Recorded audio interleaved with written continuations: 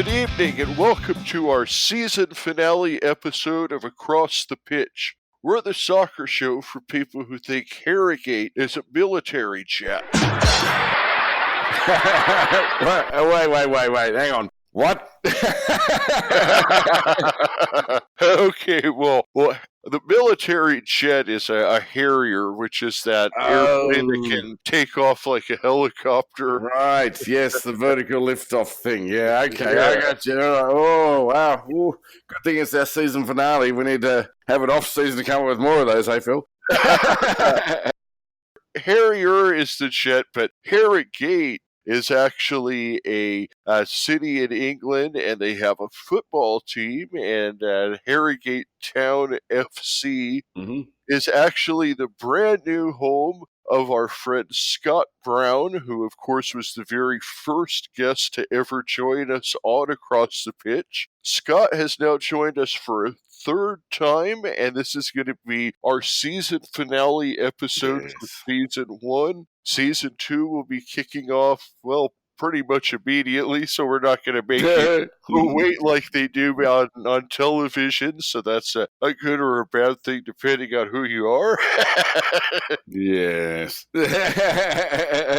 Yes, on our season finale, we look back with misty eyes on the year that was and look forward with courage and determination on the coming season with none other than our favourite guest and former Accrington Stanley stalwart, Scott Brown. Welcome, Scott. Good afternoon or good evening, depending on which side of the pond you're on, and welcome to Across the Pitch, our final episode of Season 1, where we have invited back our very first guest, Scott Brown, who has left Accrington Stanley and is going to be joining Harrogate Town next season. Say that again, Phil. Did I say that wrong? How am I supposed to say that, Aaron? Harrogate. Harrogate. I'll tell you what, we might have done a whole season, but we're still messing these town names up. It's all good. Yeah, we'll get there in the end. Well, welcome back to the show, Scott, and thank you for joining us. And like I mentioned, you were our first guest to ever come on the show, and now you're our last guest of season 1. So thank you for coming back to chat with us. How are you doing today? The pleasure's all mine. Yeah, very good. Thank you. Good to be back. Similar to the season. It's been a great season on the show, and it was a great season for Accrington Stanley last year, where you guys were able to stay up in League One. And now Accrington is a place that you spent more time at than anywhere else in your career. Last time we talked to you, we mentioned that you were approaching 100 appearances. You did actually end up making 106 appearances with Stanley. So other than that famous night when you lost your keys and your wallet, what are some of your favorite memories that you had over at Stanley? Yeah, to be fair, from the first day I got there, the club welcomed me with open arms, from the chairman right the way through to the gaffer, assistant manager, man, the ground, and it's a proper close-knit community club. Mm-hmm. And then honestly, they were brilliant for me, right from the off, even till the very end. Obviously, I still get text messages off, a few of the lads obviously are still there, and I keep in touch with him. Obviously, he's done a lot for me as well. Yeah, my whole time there was perfect, to be honest with you. Made me debut against Accy away. We ended up winning that 1-2 when I scored the winner. That stands out for me. Then obviously we got to Stevenage last game of the season, where we only needed to better Bristol Rovers' result. And it's the only game all season at home that we didn't score in. We ended up drawing it, and then obviously they scored in the 93rd minute, Bristol Rovers and beat us. It's a promotion. That was a little kick in the teeth, and then obviously to get promoted the season before last was, that was the greatest highlight of the whole season, I think. After Christmas, we were the best team in the league, and we shown that week in, week out, and I think, obviously, the Rovers champions, we thoroughly deserved it. And it's given us a platform now. Obviously, we've stayed in the league last year. You know, it was tough. We dropped points where in games where our heads dropped or silly mistakes, and we were punished for them, and Right. we managed to grind it out and stay in League One, and the club will be there next year, fighting the same again, and hopefully we can do a little bit better.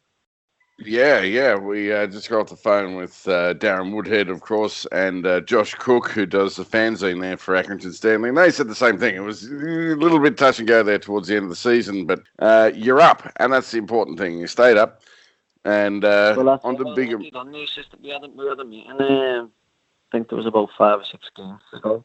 And Jimmy Bailey, assistant manager, brought the League 2 trophy in. Obviously, that we'd won the season before. And in his team talk, obviously, we had a couple of games where we needed victories, and he was like, if you win your games and you stay in the league, it's just as good as winning this trophy again. Yeah. And obviously, he was like us for the club to stay in League One. It is just like winning League 2 all over again. Yeah, right. Okay. We went to Doncaster and won 2-0. Yeah, that was a good game. Yeah. Yeah, the Doncaster game and the Plymouth game at the end of the season. The Plymouth game was unbelievable. Sean McConville was miles ahead of anyone else on the pitch, and he scored a great hat trick, and he could have had more. He was just took the game by the scruff of the neck, and he got us that result on his own, I think. Yeah, good times. It's fascinating you say that it's almost as important as going up in the league as staying in the league. And, Andy Holt said the same thing as well. That was his number one aim, was just to stay there. I mean, you contributed heavily to that, I guess, second promotion, if you will, the remain. Yeah. How do you think? Go ahead. I think I had in all. I had like 32 appearances I had last season. That's obviously with coming off the bench as well. And, I like to think I played my part in keeping the club in League One. And as everyone did, we played. It was a team battle, and we all dug in together and got there in the end. And to give the club a platform now to build on. Yes, exactly. They've had the pitch redone. Yeah. The next season, so that's going to be perfect, and I think that's what killed us a little bit towards the end of the season. The pitch just wasn't good enough to play the type of football we wanted to. So hopefully that won't be a problem for them next season, and they'll be better performances at home, which is, obviously that's where you need to get your majority of your points. You win your games at home, that sets your feet. You win your ones away, then you're fighting for playoffs, then or promotion, aren't you? Right, exactly. Yeah, I mean that pitch was underwater there for a good couple of days, wasn't it? It did look pretty ordinary. The Sunderland game killed it. That's right. Yeah. Yep. It could have been called off before the game, even when it had the Sunderland one, and then obviously they got it on to play it. Because it's massive for the club. The fans that they bring down, it's good income for the club. And as soon as we scored, they made it 1-1. The referee couldn't get the whistle in his mouth quick enough to call it off. And then the next day, the pitch was just, it was ruined, and it never really got back. Never really got it back to the standard which should have been. But hopefully that won't be a problem next season with all the money they've spent on it. Yeah, I saw some pictures that Andy put on Twitter yesterday, and that new pitch, it just looks pristine, and compared to the way that it looked last year, I think it's just really going to be night and day. Yeah, it looks perfect. They put a lot of hard work into it. So before the season, after the Plymouth game, I think they started digging it up then, and started from then to get it. Obviously, so hopefully it'll be ready for start of the season, and they've done a great job with it. So Scott, you won't be playing on that pitch next year. You're going to be playing at Harrogate Town, as we mentioned earlier. What made you decide to go there? It was just a little bit. Obviously, the gaffer gave me the option of to stay for another year. But obviously, when I looked at it, there was games where I thought I could have probably played, and obviously the gaffers picked other personnel that particular times, and it just got to a point where I want to be playing, and I want to play week in, week out, and I want to be competing. And sure. Harrogate come in with an offer of obviously 2 years, and I looked at the club and spoke to the manager, and and his ambitions matched mine. Right on. They're a club on the yacht. They got promoted from Conference North, not last season, the season before. Then they got to the playoffs last year and just missed out, hit the finals. And he wants to improve even more now and obviously get the club into League Two. So potentially, right on. It's another promotion, and it's something that I spoke to the gaffer about, and he said, Scotty, as your mate, you've got to take it. You've got to take that, and right on. I respect the gaffer enough. He's done a lot for me. He's not only the manager; he's like a mate. Yeah. If you ever need him, or if I ever need any advice or anything, I can always ring the gaffer, and he'll be honest and brutal with me if he needs to be. And I spoke to him, and he just said, "I think that's the best for you." So I took it. That makes sense. You're a footballer. You want to play football, so yeah, of course. And yeah. Phil, I don't want to take this next question off you, but I'm going to because it's a natural, natural lead-in. And you mentioned that Harrogate is a club on the up, the promotion, and looks like that they could have a good shot at going into League Two in the coming season. I mean, that's one of the reasons, I guess, it brought it in is another challenge, another club that you can help lift up out of the conferences. Yeah. It is, to be fair, and obviously they play on a 4G, which is a plastic pitch at the minute, but obviously I went down to see, and it's just like grass. It's more or less grass, but the pitch will always be good. It'll always be playable, and the way that he wants to play matches my style of play. I remember speaking to the manager and saying, if it's going to be a long ball team and it's going over my head every 5 minutes, that's not really my game. It's not really anything I can affect. And he was like, no, I'd like to get it down, play from the back, play through the lines, interchange with strikers and wingers, and it just fitted. It just fitted for me, and I come away from it thinking, I really like that. And obviously, even if I stay at Accrington, it's a possibility. If it's not going well, I could go on loan there or something like that. But obviously, he spoke to my agent, and they made me a decent offer, and I took it. Right on. Hopefully, it worked out well. Now, one thing that you did mention there was, about the idea of the plastic pitch and the pros and cons of that, and that obviously it does give you something that's always going to be playable. What is the overall feeling over there between players? Because obviously in the EFL it is required that you at least have the hybrid pitches or some kind of natural grass. Is the opinion over there turning more in favor of the plastic pitch, or are guys really still focused on having that natural grass? Yeah, I think as obviously professional footballers, you want to play on the grass, and right. I think any grass is better than plastic, in my opinion. Yeah. But I think the clubs who do seem to use the plastic can then obviously rent the pitches out of a night time for training sessions or local football. Do you know what I mean? To make income and revenue for the clubs, to get them basically more money and more notice. I think that's how they use it. But obviously, speaking to the manager, he said if we get promoted, this will just be ripped up straight away, and proper grass will be put in straight away, and the club's ready for League Two. The club's ready to be a league club. Yeah. So it's just obviously getting there now. So hopefully that's something I can bring a little bit of experience and a little bit of know-how of obviously winning games and seeing games out, and hopefully it goes well for me. We watched the game last night here, Scott. It was our famous Phoenix Rising versus Oklahoma City, and I mentioned to Phil, I was like, Phil, what's up with that pitch? And he's like, oh yeah, it looks like they've rolled out the AstroTurf before the game because it had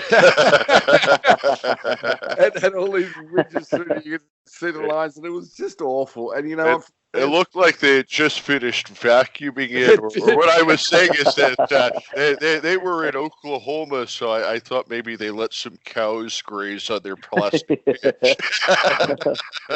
Yeah, is it bad? Are the pitches bad there, are they? What's that, sorry, mate?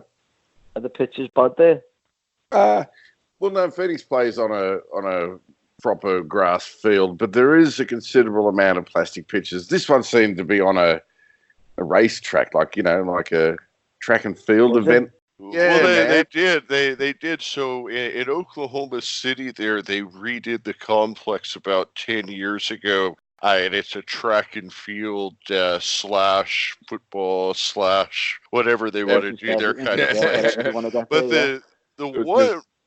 the one thing that you do run into here a lot that you would never run into over there is football or soccer being played on baseball fields. And with the baseball fields, you actually have a dirt infield that they have to sod over, and that's probably the biggest thing. I would say, I would say that's worse than the plastic pitches is these baseball fields that they play on, and that's a big thing. Or the other thing you see is if you have a chance, look up the Indianapolis Racers, or not, that was a hockey team. The Indianapolis 11, they're a USL team, and they play on an American football field, and you have all these lines painted from American football, and it's just confusing to even watch.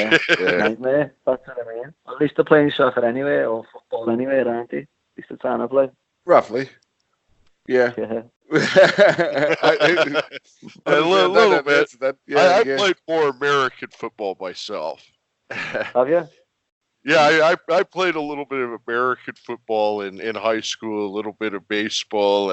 I did play association football, but not past about 8 years old. I couldn't stop using my hands. The coach used to make me play with my hands in my pockets. That's how you break your nose, Phil.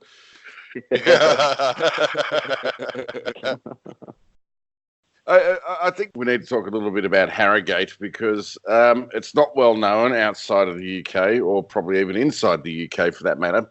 But it's north of Leeds, North Yorkshire, not far from York, obviously, being in Yorkshire, probably equidistant. Quite a pretty town, isn't it?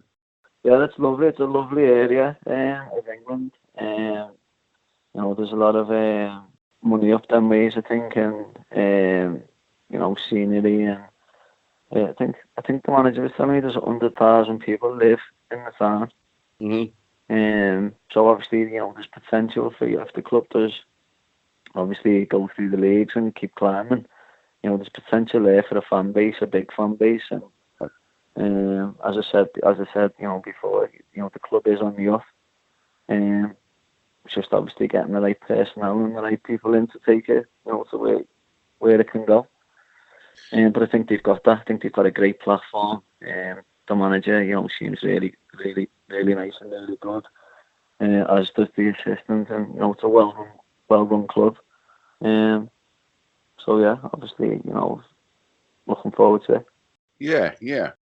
We've talked a little bit about, obviously, you guys are looking for a promotion next season. And I guess, do you have any specific goals that the gaffer is laid off? Are you looking to have a playoff run? Do you think you're a league championship team? And then also for yourself, what individual goals should we put a few quid on you to win the Golden Boot next year? Hey, there we go. Yeah. Well, to be fair, I'm not as prolific scoring as I used to be back in when I was a bit younger. But now I think, obviously, the gaffer's ambitions are to get promoted. So if that's obviously winning the league or via the playoffs, he wants to push the club forward. And they got playoffs last year, so you need to go one better, this season. I think when Leyton Orient and Salford come up from the league last year, I think they were two of the strongest teams in it. Right. So Notts County got relegated, didn't they? And Yeovil. So it's a tough league with only two teams liable to go off. Right. Yeah, I mean, Notts County, like you said, AFC filed. They'll probably be tough again this year. You got to figure. Yeah, Chesterfield. They'll be strong. Wrexham, that'll be good as well. Yeah. It is. You'd have to do it with Salford It'll this be year. A competitive league, but as I was saying, to the manager, you just once you're on a run, you've got to stay on the run. And if you get beat, you've just got to go on another run. And the more runs you can put together, in the season. I think they what will obviously get you up. I think if you just pick on points here and there, you know, if you're struggling, you're relying on other teams then. But no, you know, I'm looking forward to it. I'm excited, and as I say, I'm moving away from home to go and play. So, you know, I want something at the end of it. You know, what I want to be getting promoted. I want to be challenging, and so, you know, it's worth it then. Right on. So a few months ago, we had an interview with a guy called Callum Johnson, who you might know quite well. A little young right back from Accy. Good player, we asked. top player. Yeah, cracking little player. We asked him about, you know, who the veteran players on the team were that he'd learned the most from, and guess who he said first? You, buddy. Your name came up first. I mean, how does that? Yeah, he did. He said that. Yeah. Yeah. You need to be listening to our podcast. Come on, mate. How does it feel? No, yeah, it's nice. Yeah, it's nice. Yeah. I mean, even after it's nice, obviously, for the younger players like that, you know, coming through, and any little bit of advice that you can give them, which is obviously going to help them, or just a little bit of advice that, you know, I think maybe I would have liked to have had when I was coming through, or a little bit younger. But some of the young kids coming through, like as I say, Callum, he's a top player, and you know, he's had 2 great seasons for Accy, and I'm sure he can play the next level, the next level up, and probably even the Premier League. You know, if he keeps doing as well as he is, he's passionate about his football. He loves it.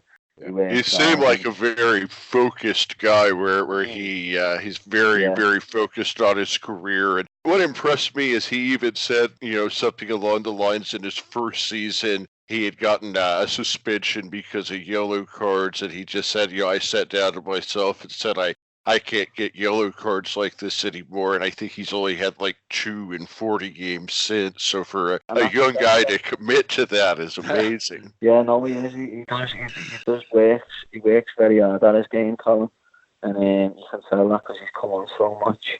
He comes as centre mid, and then he ended up playing right back, and he just took that position and made it his own. He's him and Clifford, that combination on the right side. I think it was probably the best in League One at times last season. In any team, you could pick any team, them two would probably stand out a mile playing together. But no, he's a great kid, Callum, and I've got a lot of time for him, and I hope that he does fulfil his potential because he deserves it. He works hard for it. Great stuff. So I think more on that, you know, we've watched a lot of you play, and the more that we've watched, Phil, this is your question because we talk about American football here. You know, you're the pivot guy, really. We've noticed this, that you're sort of directing the other players around on the field. Obviously, that comes with, you know, experience. Yeah. You seem to do a bit of quarterbacking, if you don't mind us stealing a term from American football. Tell us, is that an inherent part of your game? Have you always been like that, or is that something that's developed as we've gone along? Yeah, I think when I was younger, I was a winger, and then I obviously broke my leg, and dislocated my ankle, and I was out for 18 months, and I lost that little, the sharpness, so I had to adapt my game, and I ended up coming in playing more central, and I think obviously just to get, like, I'm quite obviously a bubbly person anyway, and I think obviously when I just play on the pitch, I just talk and shout and organise people. More mainly to probably help myself more than anything. They're doing my running for me. I don't have to do as much. Yeah. But no, I think at Accrington you get like everybody's like that. Everyone wants the same thing. Everyone's working for the same thing at the end of the day, and that's the 3 points at the end of the game. And they got to get players in who buy into that, and that's what I mean. So you can talk through the whole team. Everyone's talking on the pitch. Yours is quite vocal. Yours talks a lot, but you only get the odd time and you click will start shouting back. Who's the other one? Oh, Billy's all right. Billy just gets on with it. Yeah. Billy all day. Billy just gets his head and gets on with it. But no, the lads are great, and they've helped me and brought my game on. just as much as obviously I have theirs in ways. I have to say, it's you get that feeling from Accrington Stanley that they were. When I say were, because you've obviously moved on to Harrogate, but they were a unit. They worked together. Yeah. It is. It's a great dressing room, and obviously, I'm good for that. I'm going. I'll miss all like the banter and everything, but the gaffer only gets people in. We'll buy into the way that they are, and if people start messing around in the dressing rooms, we've got big characters in there. It's Sean and Billy and Jose. Right. We'll put them right, and they won't stand for it. So, yeah, it's good. It's good club. Do you see yourself taking a similar role at Harrogate? Are you going to be like the old head of the team telling these youngsters what to do? Yeah, I think I'll have to at times. But, that's just football. You can't just go, like, I've got to go in there and, use my best attributes as best I can. And hopefully, the lads like that. And I'm sure, obviously, I'll learn things off them as well. And, I'm going into the dressing room now, and I've got to, fit in with them. And, but it is, like, as I say, obviously, I'm older now and experienced. And experienced is the word, Scott. Experienced is the word. If obviously lads need a little bit of advice, then I'm there to help them. Right, that's it, and that's what I'm older than you, Scott, by quite a fair distance. And it's only a number, isn't it? That's right, mate. That's right. And there's some really good benefits to getting a little bit older. It's like, people actually ask you for advice. I swear.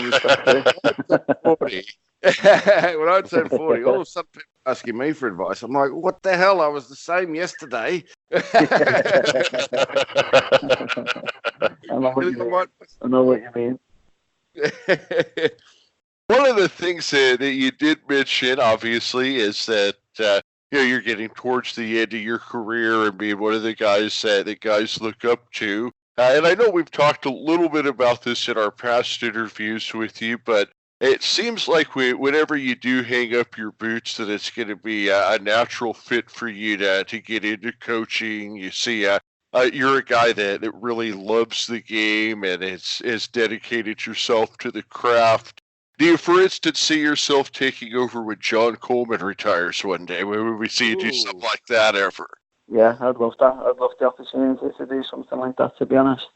Last year I started a little coaching thing back home with my mates, and just basically trying to develop younger kids and giving them opportunities to go into professional clubs like Everton, Liverpool, Man United, Man City, and coaching them for a little bit and then getting them games so they've got potentially to be picked up and looked at, or even just going to like the complexes and playing at the best facilities. So obviously we got that going, and I really enjoyed obviously the coaching side of it and watching the kids develop, etc. But as I say, I've had to give that up now for 2 years, and he's going to carry it on when I move to Harrogate. But now, obviously looking towards the latter stages of my footballing career, I would like to get into coaching and hopefully one day managing. Yeah, that's something which I'd like to have a go of and put my little spin on how I see football and how I want it to be played, and hopefully one day I can put that into practice. Can I ask a really personal question? Not that personal. Yeah. I mean, I'm not talking about another tour of the city of Hull. You signed on for 2 more years with Harrogate, okay? Yeah.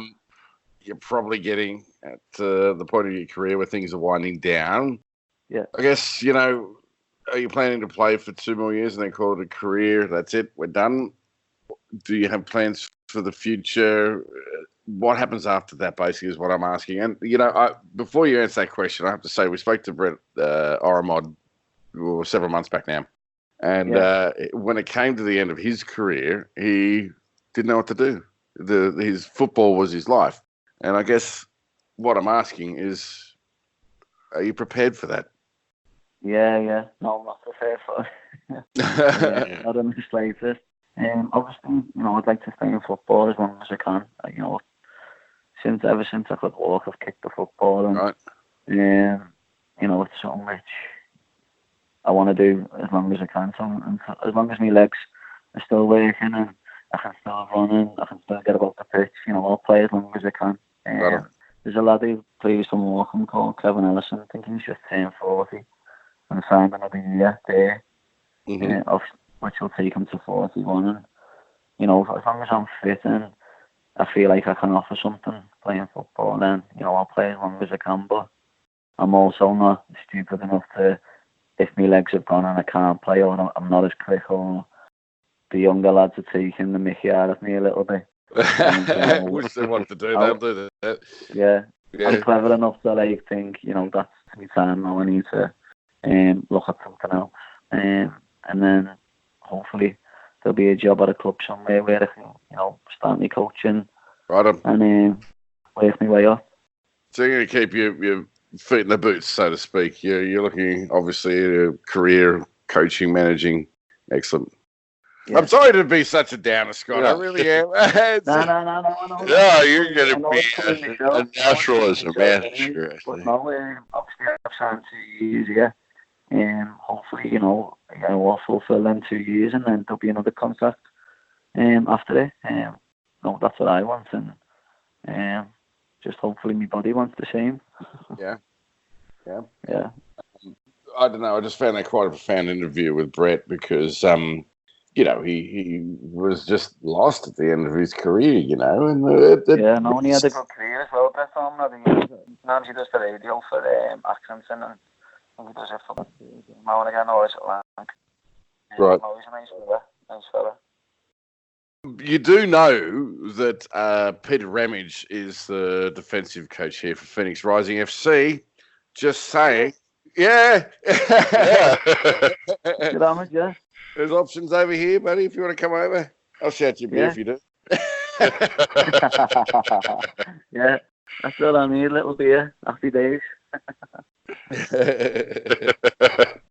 With Accrington, they're a team that, as we talked about earlier, that you spent a longer time at than any point in your career. And I know that you've had a lot of chances to get to know the fans over there because it is such a family-type team. We were just wondering if you had any type of message or a goodbye that you wanted to say to any of the Accrington supporters that maybe you haven't had a chance to talk to since you left the club. Yeah. Basically, obviously, as I mentioned before, from the very first day I signed up with the club, right the way through it, from right from the top to the to the fans and everyone, they just made me feel welcome, and they go above and beyond for you. Obviously on the pitch, the fans are great, and they're like a 12-man for the lads at times. When we're struggling, we need that little bit more. Yeah. They help, they sing, they shout, they scream, they clap. They are honestly the best fans for that club, and obviously thanks for my time there. They were brilliant for me, and obviously my family loved coming to games and that, and I'll miss it. I'll miss them. Just one of them things. Yeah. Well, we're certainly going to miss watching you at Accrington, but we are definitely going to follow you over at Harrogate all year. Harrogate all year. and we're going to follow you no matter where you're playing at, and we really, really appreciate you coming on the show 3 times with us now, and I hope that we can check in with you again mid-season and hear that you guys are headed towards a promotion. Yeah. Perfect, yeah. Anytime, if you ever need anything on the phone or anything like that, just let me know. I'll always be there. Oh, that'd be great, mate.